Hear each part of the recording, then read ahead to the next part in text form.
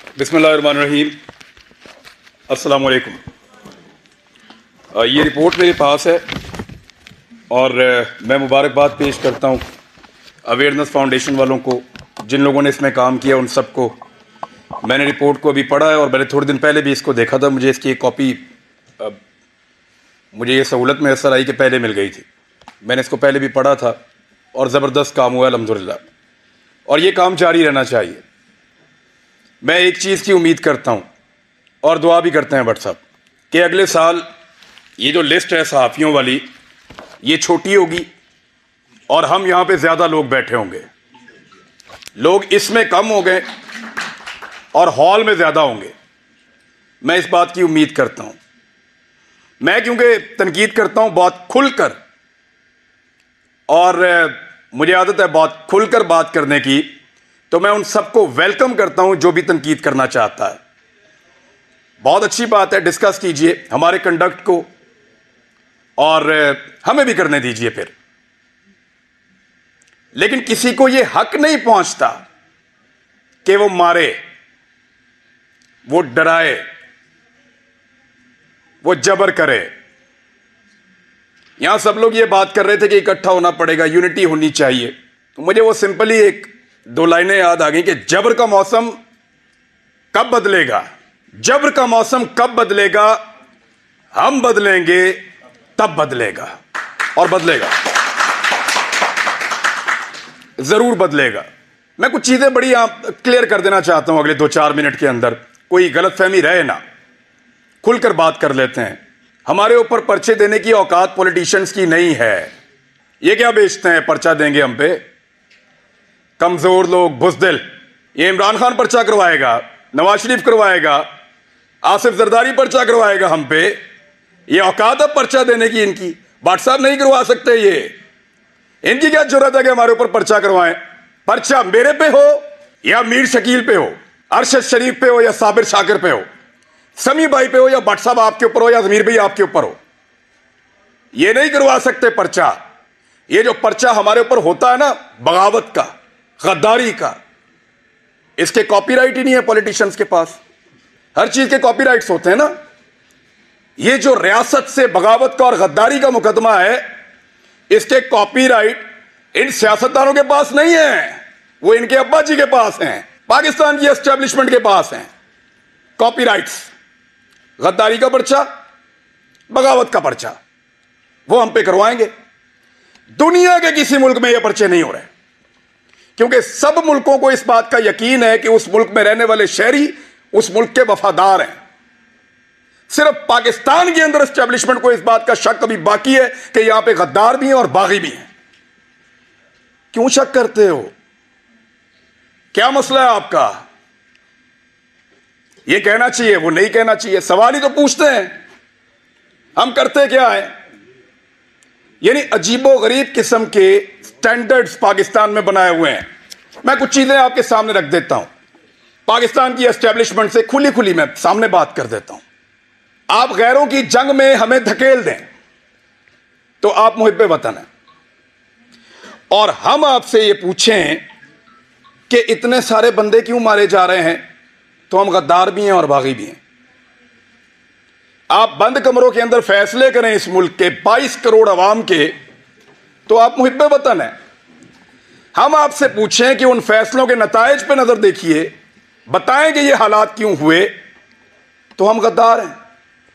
आप पाकिस्तान में बार बार रजीम change operations करें, मुंतखब हुकूमतों को गिराएं, तो आप मुहिब्बे वतन हैं।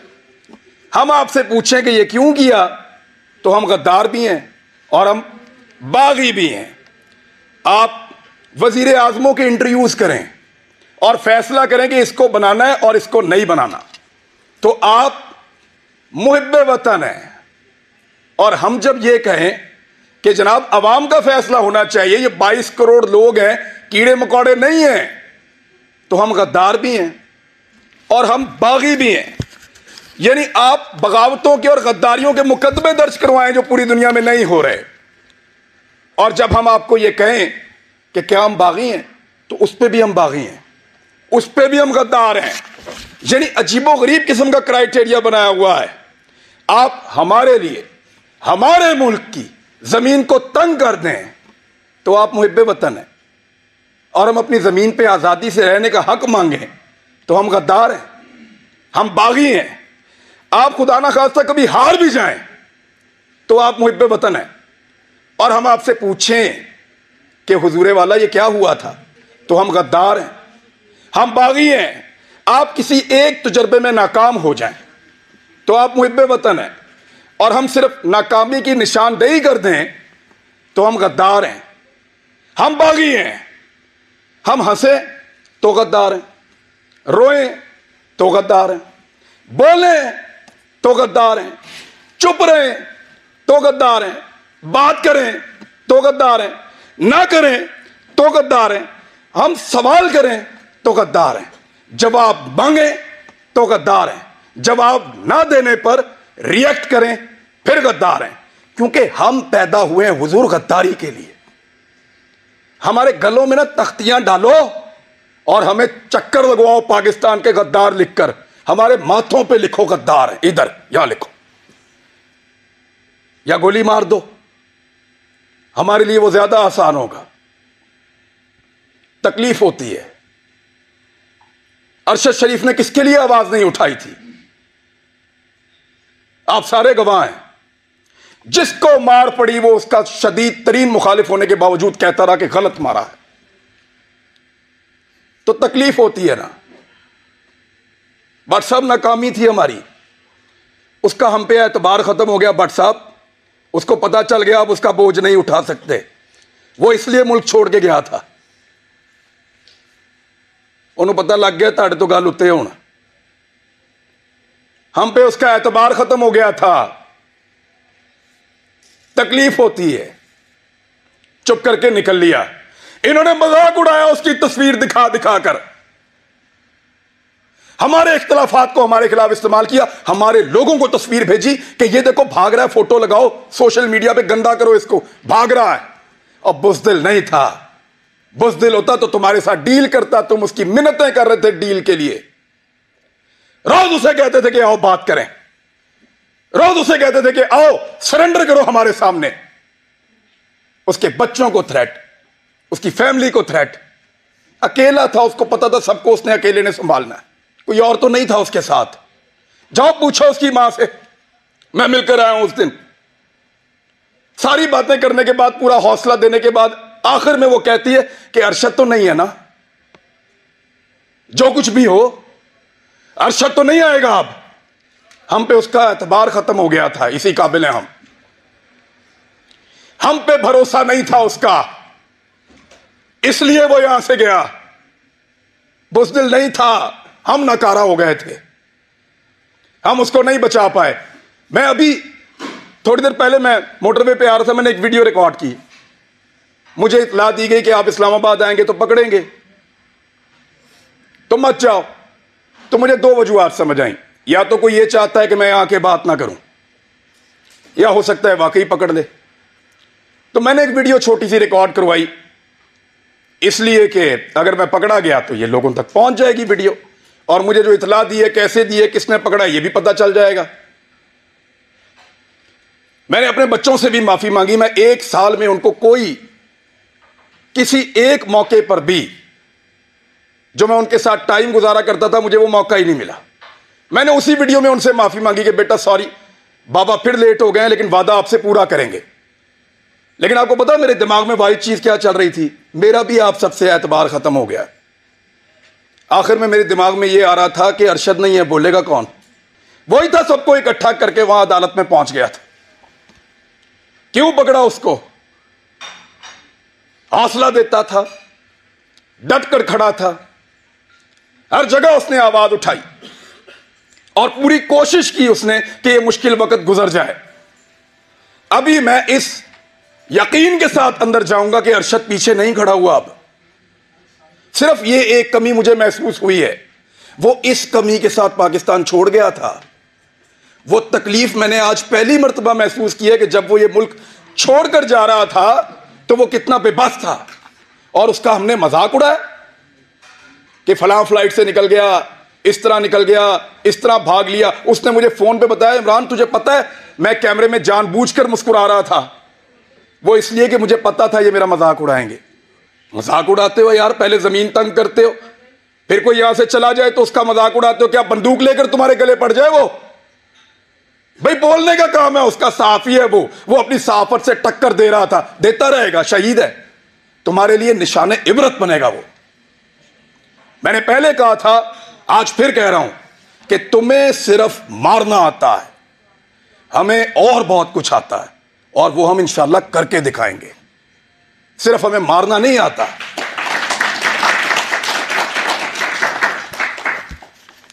दबा दबा के और जिसको दबाया एस्टेब्लिशमेंट ने दबाया। हामिद मीर का प्रोग्राम मैं बड़ा खुश था उस दौर में जब बंद हुआ, क्योंकि हम भी एक अजीबोगरीब दुनिया में रहते थे। माशरत उलूम की किताबें पढ़ के आए हुए थे, लगता था सारे हीरो हैं, एस्टेब्लिशमेंट पाकिस्तान की बहुत वफादार है। सच्ची बात है, किसी की आंखें पहले खुल गई, किसी की बाद में खुल गई, लेकिन अच्छी बात है खुल गई। लेकिन मफादात की पट्टी बांध के कभी आंख बंद नहीं की, अल्हम्दुलिल्लाह। कभी इसलिए आंख बंद नहीं की कि मफादात की उसके ऊपर पट्टी बंधी हुई थी। जब मुतीउल्लाह जान पे हमला हुआ, मैं क्लिप आप सबसे शेयर कर दूंगा, मैंने मजम्मत की। वो बच्चा जिसके घर के अंदर घुस के मारा, जिसके साथ आपका केस चल रहा था, मैंने मजम्मत की। जब अफसार आलम पे गोली चली तब मजम्मत की। सब रिकॉर्ड के ऊपर मौजूद है, हामिद मीर के ऊपर गोली चली, मजम्मत की। लेकिन हामिद मीर ने अपने मुंह से कहा था, मेरे भाई ने, कि मेरा प्रोग्राम सियासतदानों ने बंद नहीं किया। इमरान खान की क्या औकात है, बंद तो उन्होंने किया है। अब बोलता है इमरान खान से बदला लूंगा। अपने मुखालिफ को पहचानिए,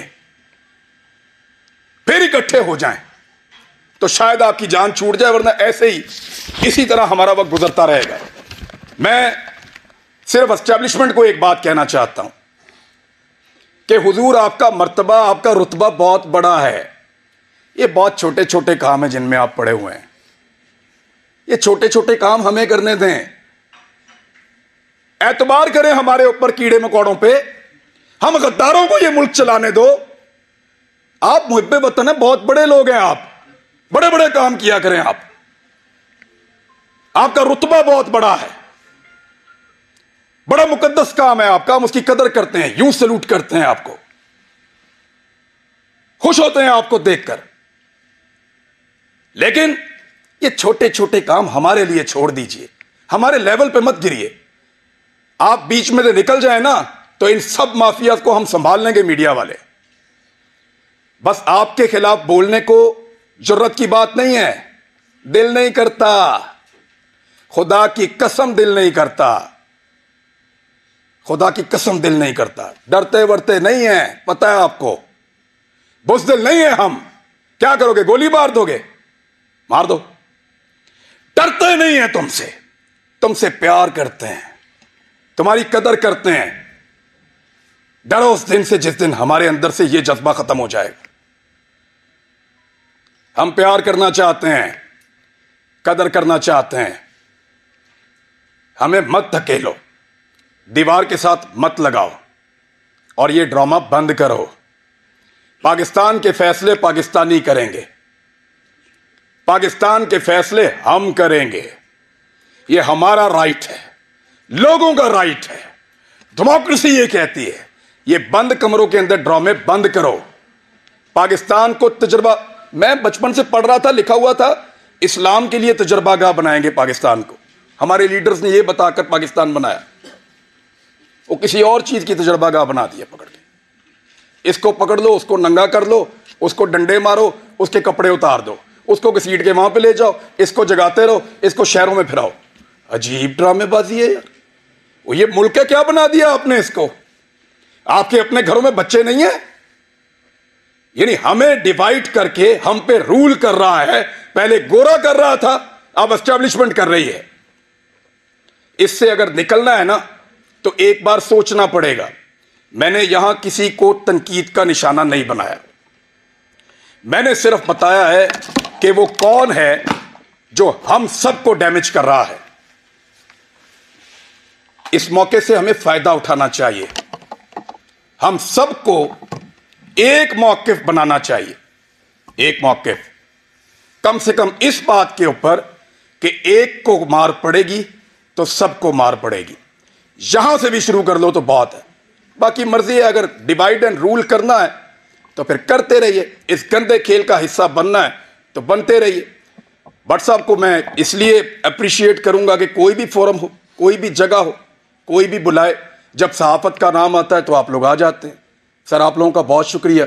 हालात बहुत मुश्किल है। जिस मुल्क का चीफ जस्टिस कहे कि वो बेबस है, उधर भट्ट साहब क्या करें बेचारे। लेकिन ये वक्त भी गुजर जाएगा, यूनिटी आएगी इंशाल्लाह, इकट्ठे होंगे। और हम नहीं चाहते कि हम अपनी एस्टेब्लिशमेंट का मुकाबला करें। तो बाद आ जाओ। अब तक के लिए इतना ही। Thank you.